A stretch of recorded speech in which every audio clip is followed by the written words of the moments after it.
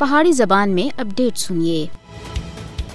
مودی دی قیادت وچ بھارت منظم طریقے تھی مسلماناں اور مذہبی اقلیتاں کو نشانہ بنا کے بنیادی حقوق دی خلاف ورزیاں وچ ملوث ہے۔ مودی دے بھارت وچ نہ صرف مذہبی اقلیتاں بلکہ مسلماناں، سکھاں، عیسائیاں ادھر تک کہ نچلی ذات تے ہندوؤں کو بھی امتیازی سلوک کا سامنا کرنا پے رہا ہے۔ فسطائی مودی حکومت بھارت وچ مذہبی اقلیتاں دی مذہبی آزادیوں کو بے شرمی دے نال پامال کیتا جا رہا ہے۔ مودی دے اقتدار وچ آنے تھی بعد بھارت وچ مذہبی اقلیتاں دے خلاف انسانی حقوق دی خلاف ورزیاں وچ خوفناک حد تک واضح ہویا۔ شورش والی ریاست منی پور وچ جاری عیسائی مخالف نسلی تشدد سن مودی حکومت دا اصل چہرہ دنیا دے سامنے بے نقاب کیتا ہے۔ بدنام زمانہ قوانین دے تحت حاصل استثناء سن بھارتی فوجیوں کو مقبوضہ جموں کشمیر وچ انسانی حقوق دی منظم خلاف ورزیاں دا ارتکاب کرنے دی اور زیادہ حوصلہ افزائی کیتی ہے۔ مقبوضہ جموں کشمیر وچ بھارتی فوجیوں دی طرف تے انسانی حقوق دی خلاف ورزیاں وچ 5 اگست 2019 تھی بعد وچ بڑے پیمانے دے اوتے واضح ہویا ہے۔ بھارتی فوجیوں دی طرف تے کشمیری نوجوانوں کو نام نہاد محاصرہ اور تلاشی دی کاروائیاں دے وچکار جعلی مقابلوں وچ لگاتار شہید کیتا جا رہا ہے۔ RSS دی حمایت والی نسل پرست مودی حکومت بھارت بھر وچ مذہبی اقلیتاں کو ڈرانے دے واسطے دہشت گردی کو پالیسی کے طور دے استعمال کر رہی ہے۔ ہندوتوا گنڈے بھارت بھر وچ مذہبی اقلیتاں بالخصوص مسلماناں دے اوتے ہندو ثقافت مسلط کرنے دے واسطے تشدد کا استعمال کر رہے ہیں۔